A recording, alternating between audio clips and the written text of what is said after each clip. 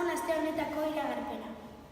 Gaur eguzkia egiten du, eta temperatura dira 12 gradukoa. Arratsalderako tenperatura gora egingo du. Bihar eguzkia egingo du, haize horatze ibiliko da. 20 gradu egingo ditu. Eguraldi epela izango da. Temperatura gora egingo du. 12 gradu egingo ditu. Temperatura behera egingo du. Asteazkena ziribili egingo du. Badakizue, aterkia ez ahaztu. Bihar 1000 metrotik elurra egingo du. 3 gradu egingo ditu. Osteguna temperatura hotza izango da.